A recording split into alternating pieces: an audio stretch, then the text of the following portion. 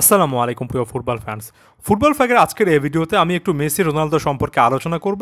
একেবারে ক্লিয়ারলি প্রথমে প্রবলেম স্টেটমেন্টটা জানিয়ে দিচ্ছি। অনেকে কমেন্ট করছেন যে ক্রিস্টিয়ানো রোনালদো ১০০০ গোলের মাইলফলক স্পর্শ করতে যাচ্ছেন, অপেক্ষা করছেন সেটার জন্য। অন্যদিকে মেসির খেলাতে ১০০০ গোলকে কেন্দ্র করে খুব একটা বেশি প্ল্যান দেখা যাচ্ছে না। এই ছোট্ট একটা ব্যাপারকে ফুলিয়ে ফাঁপিয়ে অনেকে অনেক ডিরেকশনে নিয়ে যাচ্ছেন। আমি শুরুতেই বলে নিচ্ছি, আমার মেসি এবং রোনালদো দুই লিভিং লেজেন্ডের প্রতি একটা অন্য রকমের শ্রদ্ধা বোধ আছে, তাই পুরো ভিডিওটা দেখবেন। এখানে কোনো অংশে কোনো জায়গাতেই মেসির পাশাপাশি রোনালদোকে অসম্মান করার বিন্দুমাত্র কোনো জায়গা আমি রাখতে চাই না। দ্বিতীয় একটা ব্যাপার, সেটা হচ্ছে এই ডিসকাশনটা অনেকের কাছে সিলি বলে মনে হতে পারে। অনেকে যারা ম্যাচিউরড ফুটবল ফ্যান, অনেক দিন ধরে ফুটবল ফলো করেন, তাদের কাছে খুব একটা বেশি গুরুত্বপূর্ণ মনে না হতে পারে। এখানে আমার প্রাইম টার্গেট যাদের মধ্যে সে ম্যাচুরিটি নেই, তাই একটু সে জায়গাতেও ছাড় দেওয়ার মানসিকতা অনেকের কাছ থেকে আশা করছি। সো মূল ক্লেমটা কি? রোনালদো আস্তে আস্তে একটার পর একটা গোল করে যাচ্ছেন এবং এভাবে চলতে থাকলে ১ থেকে ২ বছরের মধ্যে ক্রিস্টিয়ানো রোনালদো ১০০০ গোলের একটা মাইলফলকে স্পর্শ করবেন। রোনালদোর সে একটা ব্যক্তিগত ইচ্ছা, টার্গেট আছে, সেটা ক্লিয়ারলি বোঝাও যাচ্ছে। Good for him.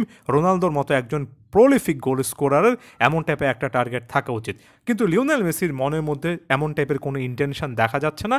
এটা ছোট্ট একটা ইনফরমেশান, জাস্ট আ নাম্বার। এটাকে কতজন কতভাবে ব্যাখ্যা করছেন, অনেকেই একটা ডিরেকশনে চলে যাচ্ছেন। দিন শেষে যে শেষ পর্যন্ত সবচেয়ে বেশি গোল করতে পারবে, যে ১০০০ গোলের মাইল ফলক স্পর্শ করতে পারবে, সেই সবচেয়ে সেরা প্লেয়ার। তারা হয়তো বা জানেন না ১০০০ গোলের মাইল ফলক এর আগেও অফিসিয়ালি আনঅফিসিয়ালি অনেকে ক্লেম করেছেন। যেমন ব্রাজিলেরই সাবেক লেজেন্ডারি ফুটবলার রোমারিও একটা সময় বছরের পর বছর খেলে গিয়েছেন ১০০০ গোলের সে মাইল ফলকটা স্পর্শ করার জন্য। আপনারা কি সেভাবে তাকে সে স্বীকৃতিটা এই জেনারেশনে দিয়েছেন? আমার তো মনে হয় না। রোনালদোর জন্য অবশ্যই এটা একটা অবিস্মরণীয় স্ট্যাটস হবে। অবশ্যই রোনালদোর মতো প্রলিফিক একজন গোল স্কোরারের এই জিনিসটা টার্গেট করা উচিত। তার প্রতি পূর্ণ সমর্থন, ভালোবাসা, শ্রদ্ধার জায়গা আমার ছিল, সবসময় থাকবে। তবে একই সঙ্গে এই জিনিসটা বোঝা উচিত, বিশেষ করে ফ্যানদের, যে শুধুমাত্র ওই নাম্বারটাই আপনাকে the ultimate best, the ultimate goat, সর্বকালের সেরা বানিয়ে ফেলবে না। এটা যদি এমনই হতো তাহলে দিন শেষে সবাই ওই গোলটাতে ফোকাস করতো। এবং আমার কাছে মনে হয় আপনি যখন মেসিকে অনেকটুকু ছোট দেখানোর জন্য এই ইনফরমেশনটা বারবার করে ব্যবহার করেন, একদিক থেকে বা উল্টো দিক থেকে চিন্তা করলে আপনি রোনালদোকে নিজে অসম্মান করে ফেলেন, মেসিকে নামাতে গিয়ে রোনালদোকে নামিয়ে ফেলেন। তার মানে আপনি বলতে চাইছেন যে প্লেয়ারটা দিন শেষে সবচেয়ে বেশি গোল করবেন তিনি সেরা প্লেয়ার। তার মানে হচ্ছে রোনালদো সবচেয়ে বেশি গোল করেছেন, ক্যারিয়ার জুড়ে করে গিয়েছেন। লিওনেল মেসি তার মানে হচ্ছে শুধুমাত্র গোল না, গোলের পাশাপাশি অন্য কোনো কিছু করতে পারেন। তার মানে কি আপনি এই জিনিসটা দিকে ইঙ্গিত করছেন যে শুধুমাত্র গোলের দিক থেকে চিন্তা করলে রোনালদো সেরা, কিন্তু এর বাইরেও আরও অনেক জিনিস আছে? ঘুরিয়ে ফিরিয়ে সেদিকে কি চলে যাচ্ছেন না? ওইদিকে গেলে আসলে মেসি ফ্যানদেরই বরঞ্চ সুবিধার জায়গাটা অনেক বেশি থাকবে। দুজনকে একই ক্রাইটেরিয়াতে আমরা এত বেশি করে চিন্তা করি যে একটা অসুস্থ প্রতিযোগিতা সবসময় ফ্যানদের মধ্যে দেখা যায়।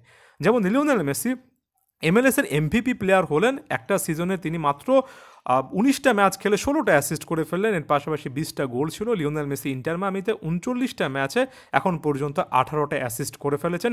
ঠিক একই পরিমাণ অ্যাসিস্ট করতে রোনালদোর কিন্তু ডবলেরও বেশি ম্যাচ খেলতে হয়েছে, নির্দিষ্ট করে বলতে গেলে ৮৩টা ম্যাচ খেলতে হয়েছে।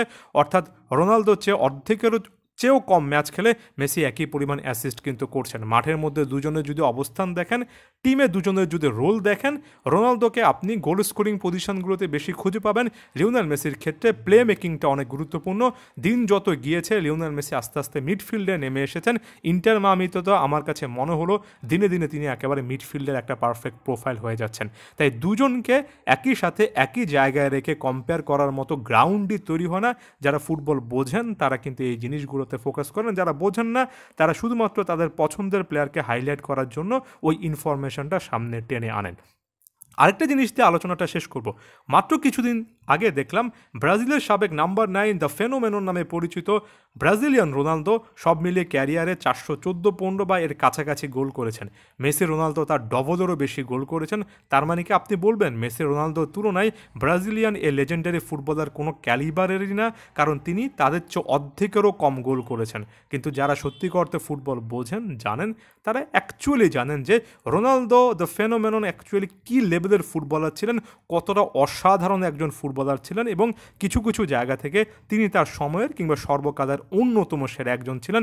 এখানে আপনি শুধুমাত্র ওই নাম্বারটা নিয়ে এসে ওই ব্রাজিলের রোনালদো বর্তমান রোনালদো কিংবা লিওনেল মেসির চেয়ে অর্ধেকেরও বেশি খারাপ, কারণ অর্ধেকেরও কম গোল করেছেন, এমন টাইপের স্ট্যাটিস্টিক্যাল ফাউল কথাবার্তা অ্যাকচুয়ালি যেতে পারেন না। তাই ম্যাচুরিটির জায়গাটা এখানে রাখবেন।